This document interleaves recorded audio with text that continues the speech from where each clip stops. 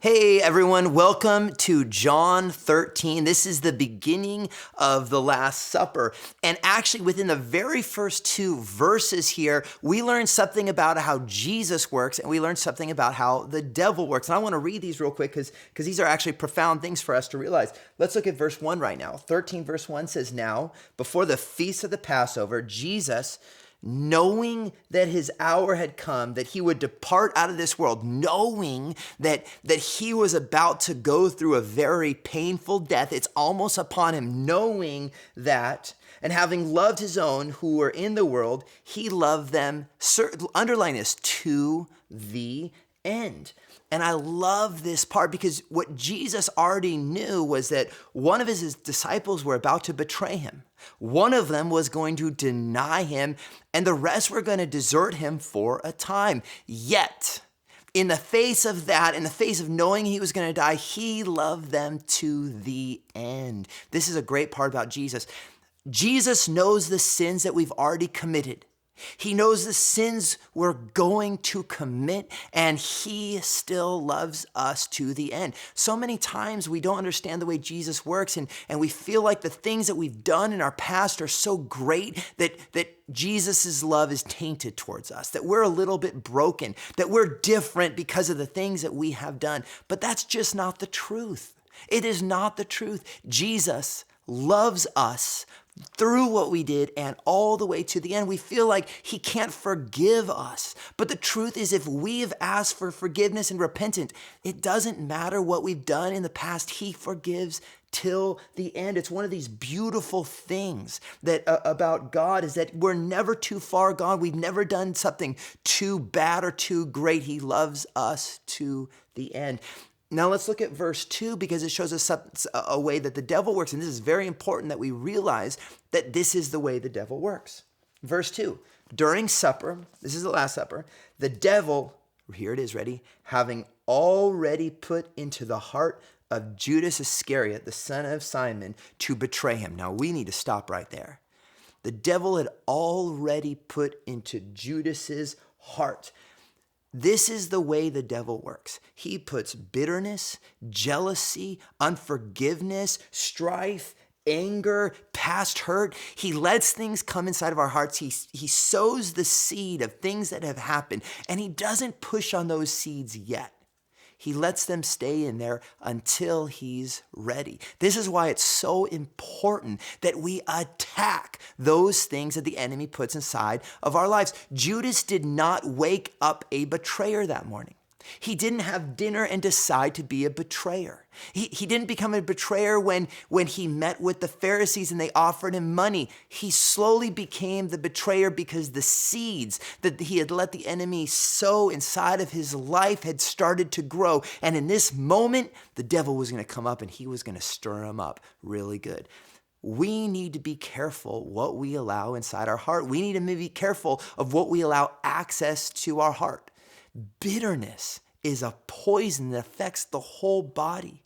Unforgiveness is a poison that affects the entire being. We need to make sure, and we need to look at our lives, and maybe we need to go to our spouse or people that know us and say, do you see any seeds that the enemy may have put inside of my life because of hurt that I went through in the past, because of things that have happened to me, because of you name it? And we need to make sure that those are out, and that the Bible or no one could ever say that the enemy had already purposed inside of our hearts anything, and not allow access to us. Now, both of these scriptures, they really support what Jesus had already said just in John 10, 3 chapters earlier. In John 10:10, it says, "The thief has come to steal, to kill, and to destroy, but I have come to give life and life abundance." This is the plan and purpose of both of these people. God is to love us to the end, to give us a great life in abundance, and the enemy is to sow seeds of destruction, of hurt and pain so that he can destroy our lives. we need to make sure that we pay attention. So often we think that the things that we do are unforgivable, so we don't walk all the way with Jesus. And so often we get in the other problem where we let the hurts and pain dictate the future of our lives.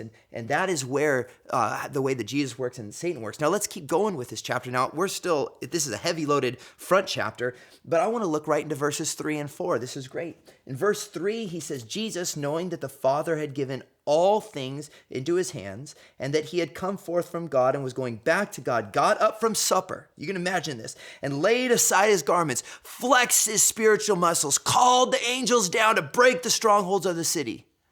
Is that what we read? No. This is interesting. This is God of the universe. This is Jesus.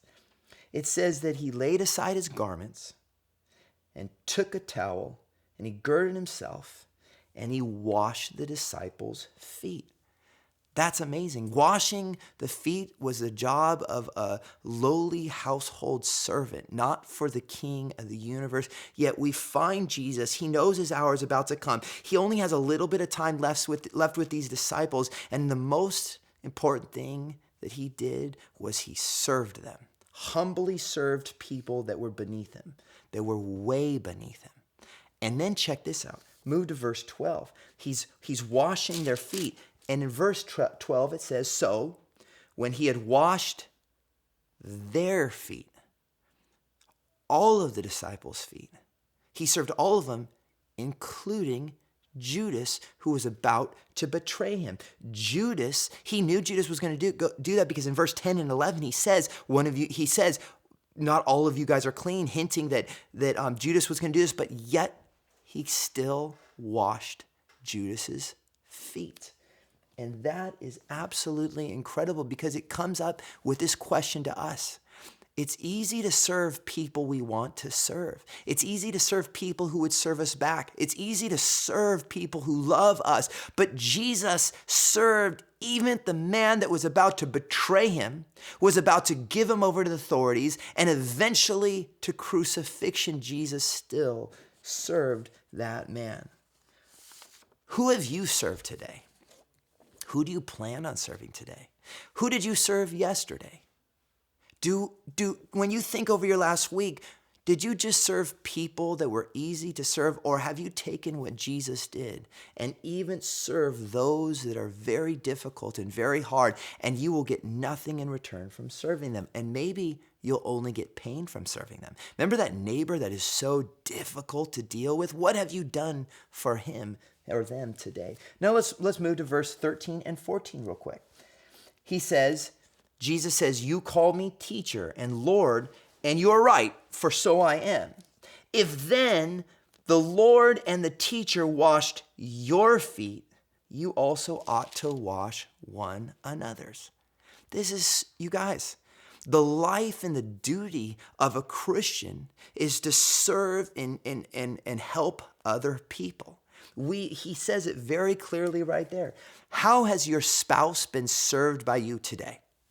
I want you to think about that. What have you done to show your kids your love and service to them? How have you helped your coworker today? What have you done for that boss that you have a really hard time with? How have you served him today? What about that neighbor? We talked about the neighbor. Who in your neighborhood, if they needed help for something, would go to that guy's house over there that is always willing to help and serve? I think it's because he's a Christian. This is such a challenging chapter for us. Let's go to verse 34. Not only did Jesus serve, not only did he imitate, not only did he say we should, but he actually makes it a commandment. Verse 34, a new commandment I give you, that you love one another even as I have loved you. That's crazy. He's loved us all the way till the end, remember? And by this, or that you also love one another. By this, all men will know that you are my disciples if you have love for one another. Here is a hard question. How many people know that you are one of his disciples because they watch you love other people? That's a hard question. But you know what's a good thing? Is that we can make that decision today. I've tried to make that decision with much of my life, that other people would know that I'm a Christian. Not because I tell them I'm a Christian. I do. but because I live so different than the world, that all men would know that I'm one of his disciples because I love one another. That is our challenge for today. How intently will you serve? Will you serve to the end, or will you fall short? Hope you guys like John 13. We look forward to seeing you at John 14 tomorrow.